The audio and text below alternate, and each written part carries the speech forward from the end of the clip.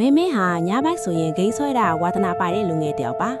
တညမှာတော့သူတယောက်တည်းအခန်းထဲမှာဂိမ်းဆွနေရင်ညတန်းကောင်12နာရီ3မိနစ်တိမှာသူ့ဖုန်းထဲကိုဖုန်းတကူဝင်လာပါတယ်ဖုန်းမျက်နှာပြင်ပေါ်မှာပေါ်နေတာက unknown number အမည်မသိ number ပါဒီချိန်ကြီးဘသူဆက်တာလဲမေမေဖုန်းကိုကင်လိုက်ပေမဲ့တစ်ဖက်ကဘာသံမှထုတ်မလာပါဘူးအသက်ရှူတန်းပြင်းပြင်းရင်နောက်ခံကနေတယူတိုက်ဆွဲသွားတဲ့အသံတိုးတိုးလေးရဲ့ကိုပဲကြားရပါတယ်သူဖုန်းချလိုက်ပေမဲ့ခဏနေတော့ထပ်ဝင်လာပြန်ပါတယ်ဒီတစ်ခါတော့တစ်ဖက်ကမိန်းကလေးတယောက်ရဲ့တုံရီနေတဲ့အသံထွက်လာပါတယ်ကဲပါကျမကိုကဲပါအနောက်မှာရောက်နေပြီမေမင်းဟာနောက်ပြောင်တာလို့ထင်ပြီးဖုန်းပိတ်လိုက်ပါတယ်ဒါပေမဲ့သူ့အခန်းတကားအောက်ကနေစာရွက်ခေါက်လေးတစ်ရွက်ရှိုးဝင်လာတာကိုမြင်လိုက်ရပါတယ်စာရွက်ကိုဖျန့်ကြည့်လိုက်တဲ့အခါသွေးနဲ့တူတဲ့အနီရောင်စလုံးတွေနဲ့ရေးထားတာက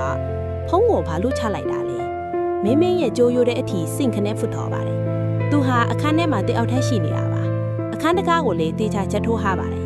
ဒါဆိုဒီစာရွက်ကဘယ်ကနေရောက်လာတာလဲသူ့ဖုန်းထဲကိုဗီဒီယိုခေါ်တစ်ခုထပ်ဝင်လာပါတယ်